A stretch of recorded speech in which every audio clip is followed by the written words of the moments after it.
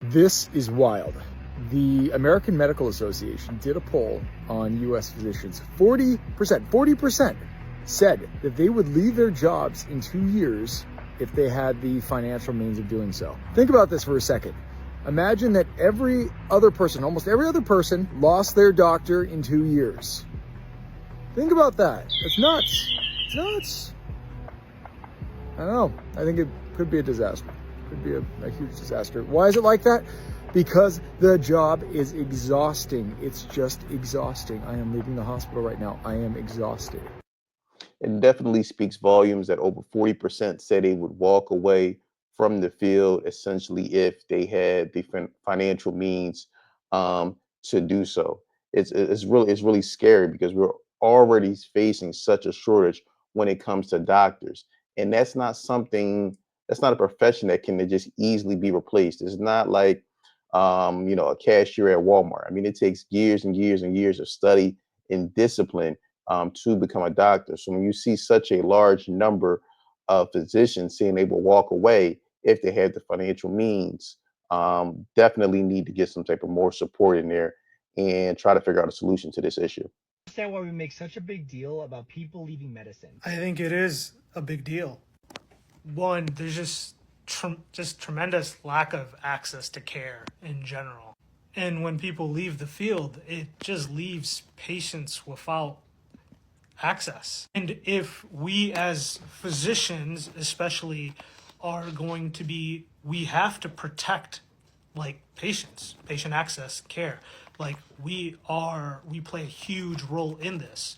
So this should absolutely a big deal because if we're not there, then it's just hard to replace a physician. So it's not something we should think about. I think it's society should really think about this. We can't just put someone through, high school, pre-med, getting through that coursework, entrance exams, med school, residency. That's not an easy thing to do.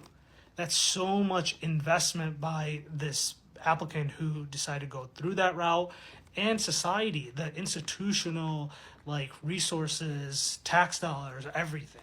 So when someone leaves medicine, that's a big deal. Physicians were supposed to be leaders. People looked at us as leaders. And leaders, you got to be careful about when and how you quit.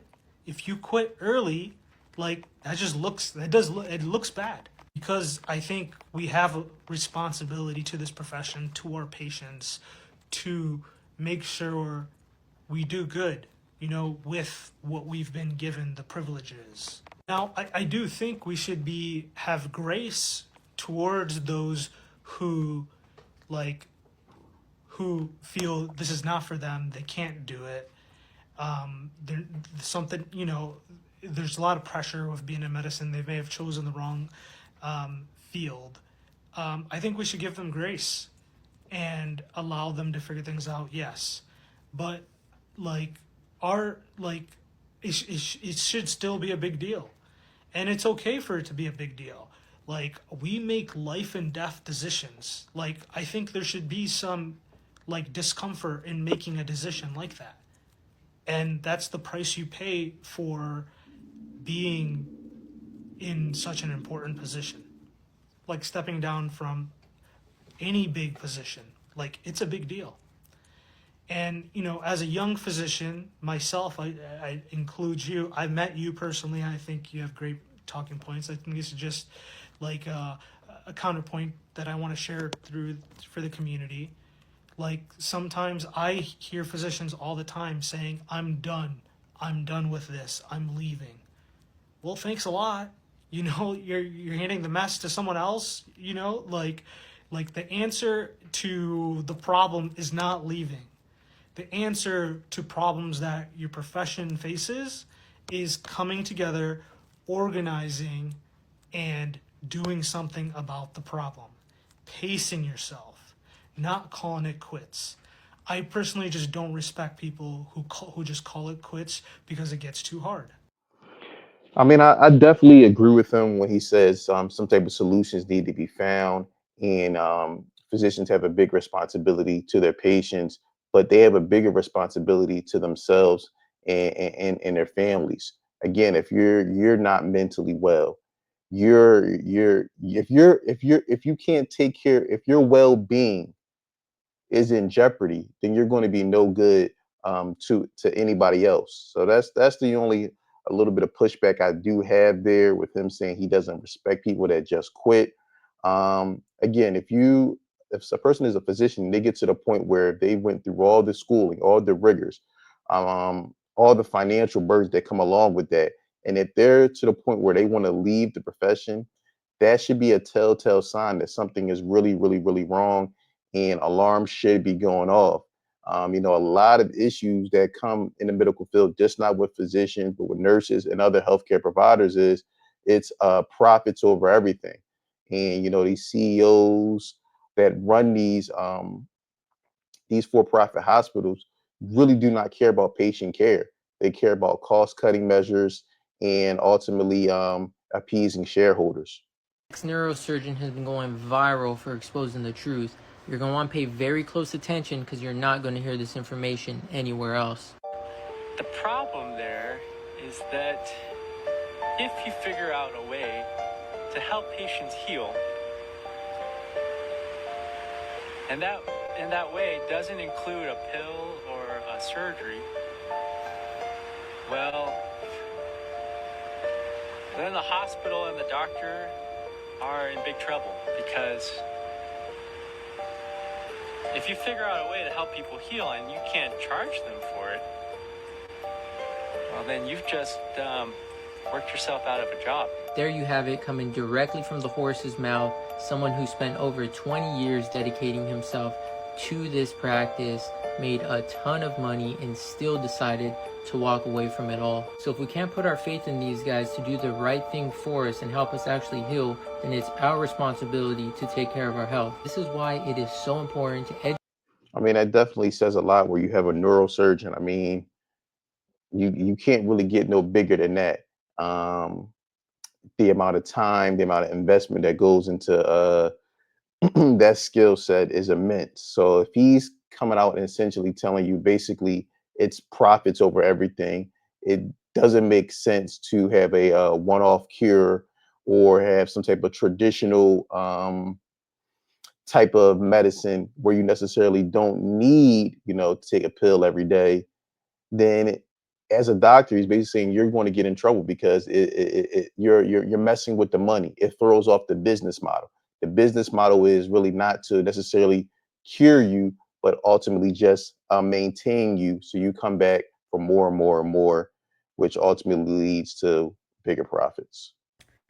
Hey y'all, it's your girl Dr. Kimmy, and today I want to share with you why I quit my job as a physician, why I no longer practice medicine, what I'm doing now, and why it was the best decision I have ever made in my life. So I was a pediatric hospitalist. I still am. I'm double board certified. They'll never be able to take that away. But I quit my job and I am now full-time in my business because while I've always wanted to help people, medicine no longer provided me with the autonomy and the sense of purpose that I was yearning for. I felt like I was just a warm body in a white coat. I was just there to make money for the powers that be, rather than me actually fulfilling my purpose. I was also a victim of workplace discrimination, racism, and why put up with that when I can start my own business and do my own thing?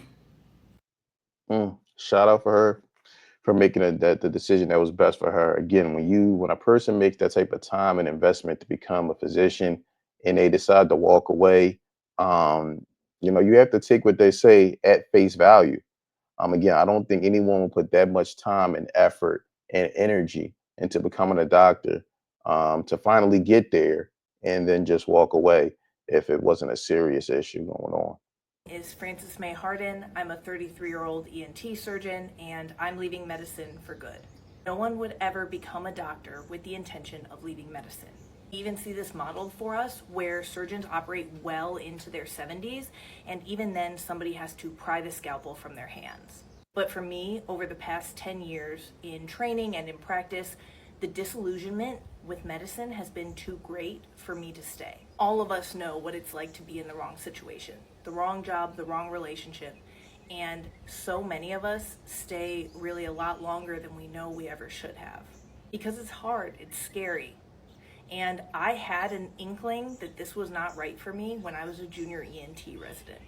But the thing is that back then, I was not brave or creative enough to leave. So I just kept my head down and I finished training and went on to become an attending. The thing about becoming a doctor is that by the time that you realize it might not be the right fit for you, you've already put several years, so much time and effort and sacrifice into the career.